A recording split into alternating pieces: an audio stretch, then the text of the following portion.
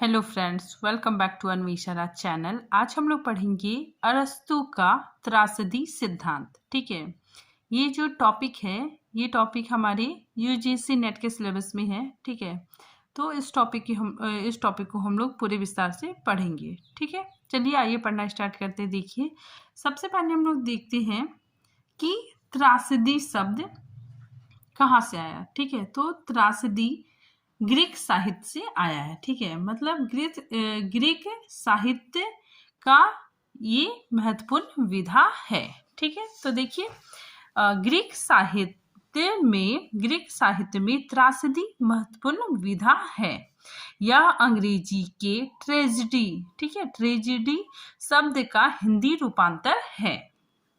ठीक है, आगे देखिए, त्रासदी का पश्चिम में सर्वप्रथम विवेचना यूनान में हुआ। ठीक है, तो त्रासदी का पश्चिम में सर्वप्रथम विवेचन यूनान में हुआ। ठीक है, आगे देखिए, ट्रेजिडी शब्द की उत्पत्ति यूनान भाषा के शब्द त्रिगोड़िया से मानी जाती है। ठीक है, अब देखिए त्रिगोड़िया क्या है, ये यूनान भाषा का शब्द है। ठीक है, अगर हम ये त्रिगोड़िया दो शब्दों से बना है। ठीक है, ट्रागोश, ठीक है, ट्रागोश मतलब क्या होता है, बलि पशु। ठीक है, और ओड मतलब गीत। ठीक है, तो इन दोनों के योग से त्रिगोड़िया शब्द बना है। ठीक है, जिसका शाब्दिक अर्थ बलि पशु का गीत अथवा अजा गीत है। ठीक है, यूनानी लोग अर्ध मनुष्य एवं अर्ध अजा, ठीक है, अर्ध अजा मतलब बकरी के समान दिखने वाले वन देवता। ठीक है, तो बकरी के समान दिखने वाले वन देवता की पूजा करते थे। ठीक है, तो वन देवता की पोशाक पहनकर गाते बजाते और एक दूसरे की नकल करते चलते थे। ठीक है, यही से ट्रेजिडी का मूल रूप है। ठीक है, तो यही ट्रेजिडी का मूल रूप है। हिंदी में इसके लिए त्रासदी शब्द का प्रयोग किया गया। ठीक है, तो हम लोग ये जाने कि ये त्रासदी शब्द कैसे आया। ठीक है, इसकी उत्पत्ति कहाँ से हुई। ठीक है, अब देखिए त्रासदी का आरंभ। ठीक है, त्रासदी का आरंभ कैसे हुआ। मदिरा व उल्लास के देवता डियोनिसियस, ठीक है, डियोनिसियस के सम्मान में होने वाले समारोह से माना जाता है। ठीक है, काफी इंपॉर्टेंट है। और इस समारोह में क्या हुआ, संगीत, ठीक है, संगीत का भी उपयोग किया गया। तो संगीत के माध्यम से भावों का विरेचन, ठीक है, भावों का विरेचन हो जाता है। ठीक है, विरेचन का मतलब क्या होता है, भावों का शुद्धिकरण। ठीक है, काफी इंपॉर्टेंट है, कभी कभी पूछ लिया जाता है कि विरेचन का मतलब क्या होता है, शुद्धिकरण। ठीक है, तो संगीत के माध्यम से भावों का विरेचन या शुद्धिकरण हो जाता है। आगे देखिए, ईसा पूर्व 5वीं शताब्दी, ठीक है, काफी इंपॉर्टेंट है, 5वीं शताब्दी में साहित्यिक विधा के रूप में त्रासदी को पहचान मिली। ठीक है, तो ऐसा पूछा जाएगा कि त्रासदी को मतलब इसका समय कब से माना जाता है, तो ईसा पूर्व 5वीं शताब्दी। ठीक है, देखिए ईसा पूर्व 5वीं शताब्दी आते आते यूनान में त्रासदी एक परिपक्व विधा के रूप में प्रतिष्ठित हो चुकी थी। ठीक है, त्रासदी के अतिरिक्त उस युग में कॉमेडी, महाकाव्य, गीति काव्य विधाएं भी प्रचलित थी। ठीक है, आगे देखिए, अरस्तु ने पेरिपोइटिकेस, ठीक है, इसको पोएटिक्स, ठीक है, भी कहा जाता है। ठीक है, तो इस ग्रंथ में 6 से 19वीं तक के अध्याय में त्रासदी का विस्तार से विवेचन किया गया है। ठीक है, तो पोएटिक्स जो ग्रंथ है अरस्तु का, ठीक है, इसमें 6 से 19वीं अध्याय तक त्रासदी का विस्तार से वर्णन किया गया है। ठीक है, आगे देखिए, अरस्तु ने काव्य के 3 भेद बताए। ठीक है, तो अरस्तु ने काव्य के 3 भेद बताए। ठीक है, पहला विषादांतक नाटक, ठीक है, इसे त्रासदी या ट्रेजिडी भी कहते हैं। ठीक है, दूसरा प्रासादक नाटक और तीसरा महाकाव्य, ठीक है, इसे एपिक भी कहा जाता है। ठीक है, तो सबसे पहले हम लोग समझते हैं विषादांतक नाटक, ठीक है, या त्रासदी, ठीक है, या फिर ट्रेजिडी। ठीक है, ये क्या है, देखिए ऐसी रचना जिसका अंत दुख में जाकर होता है। ठीक है, मतलब ऐसी रचना जिसका मतलब हैप्पी एंडिंग नहीं होता है। ठीक है, मतलब उसका जो अंत होता है वो दुखांत होता है, दुख में उसका अंत होता है, ठीक है। विषाद, दुख में जिसका अंत होता है, दर्शक पाठक अपने आप को पूरी तरह उस दुख में सरोहार पाते हैं, ठीक है। मतलब जिसका एंड दुखात्मक हो, ठीक है, जिसकी हैप्पी एंडिंग नहीं हो, ठीक है, मतलब जिसका दुख के साथ एंडिंग हो, ठीक है। फिर आगे देखिए, प्रसादात्मक नाटक, ठीक है, इसको कॉमेडी भी बोला जाता है, ठीक है। इसमें क्या है कि इसका जो अंत हो वो हैप्पी एंडिंग के साथ होना चाहिए, ठीक है, क्योंकि इसका नाम से ही पता चल रहा है कॉमेडी, ठीक है। फिर आगे देखिए, महाकाव्य, महाकाव्य को एपिक भी कहा जाता है, ठीक है। महाकाव्य में क्या होता है, देखिए, किसी घटना का संपूर्ण चित्रण किया जाए, ठीक है, मतलब किसी भी घटना का संपूर्ण चित्रण किया जाता है अलग अलग छंद का ना प्रयोग करते हुए, ठीक है, मतलब अलग अलग छंद का प्रयोग नहीं किया जाता है, ज्यादातर एक ही छंद में इसका प्रयोग किया जाता है, ठीक है। अलग अलग कांडों में इसका प्रयोग किया जाता है, ठीक है। जैसे हम लोग रामचरितमानस में भी देखते हैं, ठीक है, उसमें बाल कांड, अयोध्या कांड, ठीक है, आरण्य कांड, लंका कांड, ठीक है, सुंदरकांड, ये सब देखने को मिलता है, ठीक है। तो इसमें अलग अलग कांडों में इसका प्रयोग किया जाता है, लेकिन घटना एक ही होती है, ठीक है। लेकिन घटना क्या होती है, एक ही होती है, और जो शुरू से लेकर अंत तक चलती रहती है। ये त्रासदी के संबंध में अरस्तु के विचार, ठीक है, ये कथन अरस्तु का है, ठीक है। इन्होंने त्रासदी के संबंध में क्या कहा है, देखिए, त्रासदी किसी गंभीर, स्वतःपूर्ण तथा निश्चित आयाम से युक्त कार्य व्यापार की अनुकृति है, ठीक है। तो इन्होंने कार्य व्यापार की अनुकृति का नाम दिया है, ठीक है, जिसे भाषा में विभिन्न कलात्मक तरीके से अलंकृत किया जाता है, ठीक है, तथा जिसके पृथक पृथक हिस्से में उस निश्चित कार्य व्यापार के विविध प्रकार पाए जाते हैं, ठीक है, जिसका एक वर्णात्मक ना होकर क्रियात्मक होता और जिसमें करुणा और त्रास, ठीक है, काफी इंपॉर्टेंट है।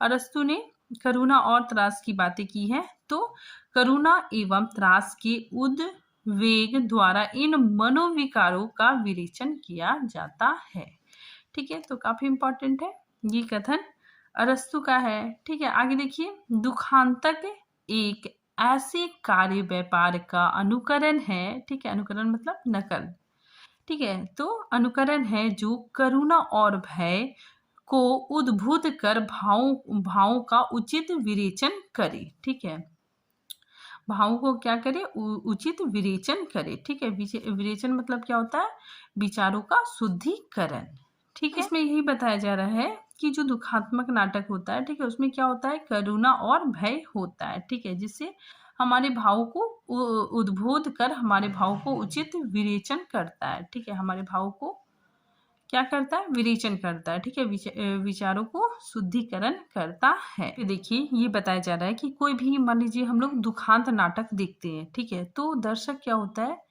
कि उसकी आंखों में भी आंसू आ जाता है, ठीक है, तो वो भी रो पड़ता है, ठीक है। तो ऐसा करने से उसका जो मन होता है वो हल्का हो जाता है, ठीक है, उसके विचारों का, ठीक है, उसके मन का, ठीक है, उसके विचारों का शुद्धिकरण हो जाता है, ठीक है। इसीलिए यहाँ पे बताया जा रहा है कि भावों का उचित विवेचन होता है, ठीक है, विवेचन मतलब विचारों का शुद्धिकरण होता है, ठीक है।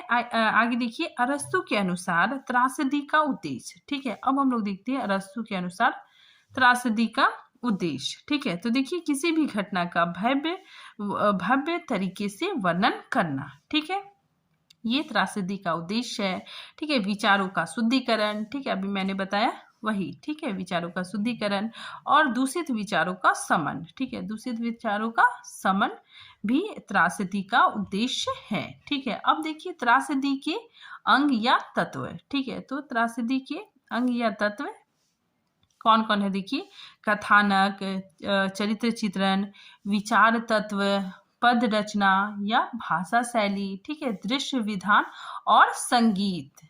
अब हम लोग त्रासदी के अंगों को एक एक करके पढ़ेंगे, ठीक है। देखिए, सबसे पहले कथानक, ठीक है, देखिए इसमें क्या होता है कि विषय वस्तु और घटना विन्यास, ठीक है, इसमें त्रासदी का विषय वस्तु और घटना विन्यास होता है, ठीक है। फिर आगे देखिए कथानक में आदि, ठीक है, इसमें आदि होना चाहिए। आदि मतलब शुरुआत, ठीक है, आदि, मध्य और अंत होता है, ठीक है, मतलब कोई भी घटना है तो उसमें आदि आता है, ठीक है, मध्य आता है, उसके बाद फिर अंत आता है, ठीक है। और देखिए ये काफी इंपॉर्टेंट है कि सबसे अधिक महत्व, ठीक है, अरस्तु ने सबसे अधिक महत्व कथानक को दिया है, ठीक है, तो सबसे अधिक महत्व अरस्तु इसे ही देते हैं, ठीक है। आगे देखिए त्रासदी कार्य की अनुकृति है और कथानक उसी कार्य व्यापार को प्रस्तुत करता है, ठीक है। आगे देखिए इसका स्थायी भाव शोक और भय है, ठीक है। फिर आगे देखिए कथानक के लिए अरस्तु ने संकलन त्रय, ठीक है, काफी इंपॉर्टेंट है, संकलन त्रय का सिद्धांत दिया है, ठीक है। संकलन त्रय के अंतर्गत देश काल और कार्य आ जाएगा, ठीक है। इसको भी 3 भागों में बांटा गया है, ठीक है। संकलन त्रय के अंतर्गत देश काल और कार्य आ जाएगा, ठीक है। अब देखिए कथानक की 3 विशेषताएं, ठीक है, तो कथानक में 3 विशेषताएं होनी चाहिए, ठीक है। पहला गंभीर, ठीक है, मतलब कथा में उसके अंदर गंभीरता होनी चाहिए, ठीक है। फिर नेक्स्ट पूर्ण, मतलब कथा कंप्लीट होना चाहिए, ठीक है, आधा अधूरा नहीं होना चाहिए। और विस्तृत, ठीक है, कथानक क्या होना चाहिए, पूरा विस्तृत होना चाहिए, ठीक है। अब देखिए कथानक का अर्थ, ठीक है, कथानक का अर्थ है त्रासदी की विषय वस्तु और घटना विन्यास है। अब देखिए कथानक को अरस्तु ने महाकाव्य से बढ़कर महत्व दिया है, ठीक है, तो ये याद रखिएगा आप लोग नोट में कि अरस्तु ने कथानक को काफी ज्यादा महत्व दिया है, ठीक है।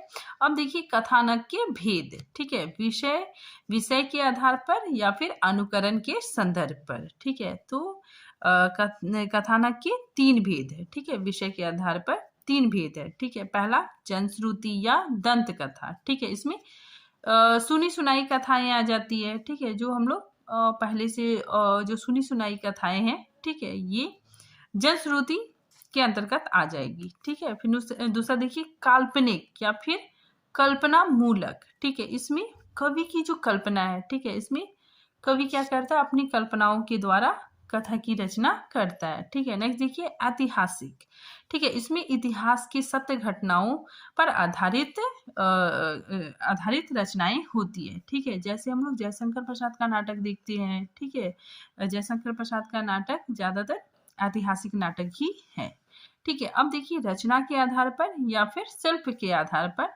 इसके 2 भाग किए गए हैं, ठीक है। पहला सरल, सरल मतलब जिसमें एक ही घटना हो, ठीक है। दूसरा जटिल, जटिल इसमें एक से अधिक घटना हो, ठीक है।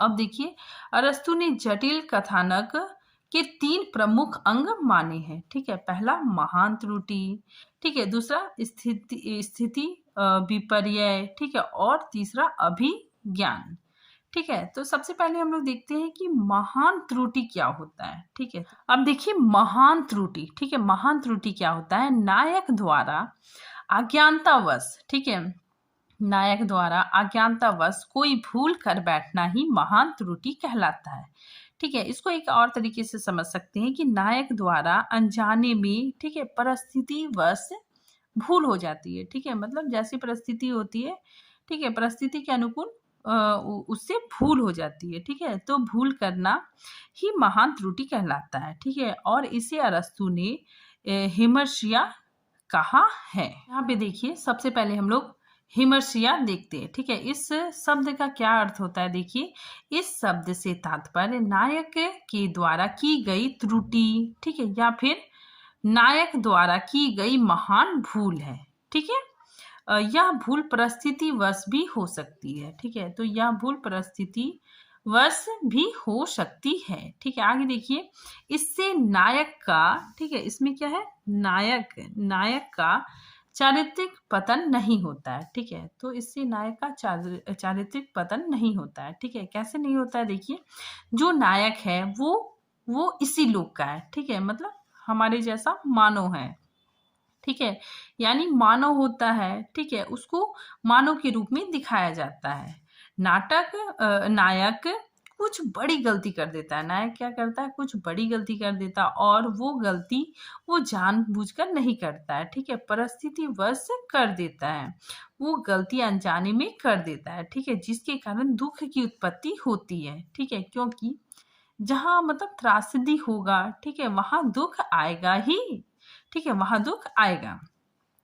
दुख के कारण नायक दुख दुख का कारण नायक है, ठीक है, उसकी गलती है, ठीक है, वह चाह नहीं रहा था, ठीक है, लेकिन परिस्थितिवश उससे गलती हो जाती है, ठीक है। तो यहाँ पे क्या होता है कि नायक का चारित्रिक पतन नहीं हो सकता, ठीक है, क्योंकि उसके साथ सहानुभूति आ जाती है, ठीक है, जो दर्शक होता है उसे सहानुभूति पूर्वक उसे देखता है, ठीक है, दर्शक उसे सहानुभूति की दृष्टि से देखता है, ठीक है, क्योंकि वो बेचारा जानबूझकर नहीं करता है, ठीक है, अनजाने में या परिस्थितिवश उसे करना होता है, ठीक है। तो इसमें जो नायक होता है उसका चारित्रिक पतन नहीं होता है।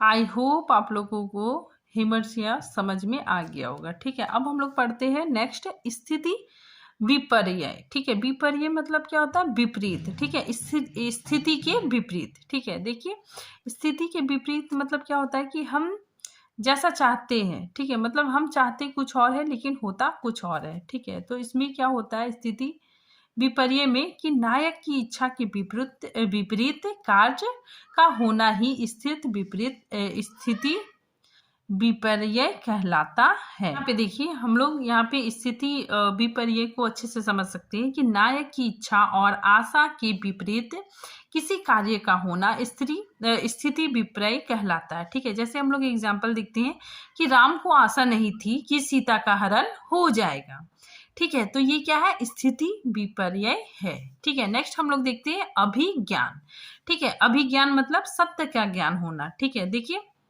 नायक को वस्तु स्थिति का ज्ञान हो जाता है, ठीक है, यानी सत्य का ज्ञान हो जाता है, ठीक है। तो अभी ज्ञान में क्या होता है कि नायक को सत्य का ज्ञान हो जाता है, ठीक है। जैसे इसमें जो अभिज्ञान शकुंतलम नाटक है, ठीक है, उसमें शकुंतला की अंगूठी देखकर वह शकुंतला को पहचान लेता है, ठीक है, नायक शकुंतला को पहचान लेता है, ठीक है। तो इसमें क्या हो गया, सत्य का ज्ञान हो जाता है। अब देखिए कथानक का भाग, ठीक है, इसको 4 भागों में बांटा गया है, ठीक है। तो देखिए कथानक में आदि से अंत तक की प्रक्रिया को 4 भागों में बांटकर देख सकते हैं, ठीक है। सबसे पहले प्रस्तावना, ठीक है, प्रस्तावना में शुरुआत या भूमिका आएगा, ठीक है, मतलब शुरू वाला अंश इसमें आएगा, ठीक है। तो देखिए इसमें त्रासदी का आरंभिक भाग, ठीक है, इसमें त्रासदी की कथा वस्तु के लिए भूमिका प्रस्तुत की जाती है, ठीक है। तो इसमें त्रासदी की कथा वस्तु के लिए भूमिका प्रस्तुत की जाती है, ठीक है। नेक्स्ट देखिए उपाख्यान, ठीक है, उपाख्यान मतलब कहानी की पूर्णता, ठीक है, इसको इंग्लिश में एपिसोड भी कहा जाता है, ठीक है। तो देखिए कथानक का समग्र भाग, ठीक है, प्रस्तावना के बाद वृंदगान के पहले होता है, ठीक है, मतलब इसमें एपिसोड होता है, ठीक है। नेक्स्ट देखिए वृंदगान क्या होता है, सामूहिक सामूहिक गान, ठीक है। तो देखिए सामूहिक गान जिसमें नायक मंच पर आकर त्रासदी की घटनाओं की भावनात्मक समीक्षा करता है, ठीक है। तो वृंदगान के अंतर्गत सामूहिक गान आ जाएगा, ठीक है। नेक्स्ट देखिए उपसंहार, ठीक है, इसमें क्या होता है, सत्यबोध, ठीक है, इसमें सत्यबोध होता है और कहानी का समापन हो जाता है, ठीक है, कहानी समाप्त हो जाती है, ठीक है। तो देखिए यहाँ पे उपसंहार त्रासदी का वह अंश है जिसके बाद कोई वृंदगान नहीं होता है, ठीक है, यूरोपीय कैटेस्ट्रॉफी कहा जाता है, ठीक है, यूरोपियन में इसे कैटेस्ट्रॉफी कहा जाता है, ठीक है। इसमें सत्य का बोध होता है, ठीक है, मतलब इसमें सत्य का बोध होता है और कहानी समाप्त हो जाती है, ठीक है। अब हम लोग देखते हैं कथानक के गुण, ठीक है, कथानक के गुण या फिर विशेषताएं, ठीक है, वो भी अरस्तु के अनुसार, ठीक है, अरस्तु के अनुसार कथानक के गुण या विशेषताएं, ठीक है। सबसे पहले देखिए एकांकविता, ठीक है, इसमें कार्यों में एक रूपता होती है, ठीक है, मतलब इसमें कार्य क्या होता है, कार्यों में एक रूपता होती है, ठीक है। देखिए कहानी की जो घटनाएं, ठीक है, कहानी की जो जो भी घटनाएं घटित हो रही है वो एक कर्म से चल रही है। ठीक है, वो कहानी कैसे चल रहा है, कर्म से चल रहा है। ठीक है, एक दूसरे से जुड़ी हुई चलती है। कहानी एक दूसरे से जुड़ी हुई चलती है। ठीक है, तभी कथानक को आगे बढ़ने में मदद मिलती है। ठीक है, कथानक को आगे बढ़ने में हेल्प करती है। ठीक है, वरना कहानी क्या हो जाएगी, बिखर जाएगी। ठीक है, तो इसमें एक दूसरे से जुड़ी हुई, ठीक है, कथानक आगे बढ़ती है। ठीक है, आकस्मिकता। ठीक है, आकस्मिकता मतलब अचानक। ठीक है, देखिए पहले से घटनाएं ना बताई जाए। ठीक है, तो पहले से घटनाएं ना बताई जाए बल्कि अचानक से कुछ घटना आपके सामने प्रस्तुत की जाए। ठीक है, इससे नाटक को आगे, ठीक है, आगे और देखने की जिज्ञासा बनी रहती है। ठीक है, नेक्स्ट देखिए संभाव्यता। संभाव्यता मतलब संभावना बनी रहे। ठीक है, मतलब घटना ऐसी हो जो मतलब संभव हो। ठीक है, जो मात्र कोरी कल्पना ना हो। ठीक है, मतलब ऐसी घटना हो जो मतलब कल्पना पे पूरी तरह से, मतलब कल्पना पे आधारित ना हो। ठीक है, जो वास्तविक जीवन से संबंध रखती हो। ठीक है, मतलब घटना मतलब संभव हो। ठीक है, मात्र कोरी कल्पना ना हो। आगे देखिए कुतूहल या फिर उत्सुकता। ठीक है, मतलब जो कहानी है, ठीक है, उसमें रोचकता बनी रहनी चाहिए। ठीक है, लोगों का जो इंटरेस्ट है वो बना रहना चाहिए। ठीक है, वो मतलब जो दर्शक है उसको उबाऊपन ना लगे। ठीक है, नेक्स्ट देखिए पूर्णता। ठीक है, यहाँ पे देखिए कहानी पूर्ण होनी चाहिए।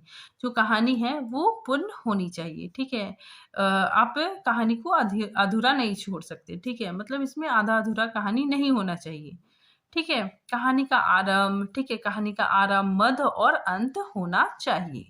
ठीक है, नेक्स्ट विशेषता देखिए साधारणीकरण। ठीक है, इसमें क्या होता है कि जो पाठक है, ठीक है, जो पाठक या दर्शक है वो बिल्कुल अपने आप को सामने जो घटित हो रहा है उससे उससे जुड़ सके। ठीक है, सामने जो घटित हो रहा है उससे जुड़ सके। दर्शक पाठक को लगे कि जो भी घटना घटित हो रही है वो सब मेरे साथ घटित हो रहा है। ठीक है, अपने आप को उसमें महसूस करना। ठीक है, अपने आप को उसमें महसूस करना ही साधारणीकरण कहलाता है।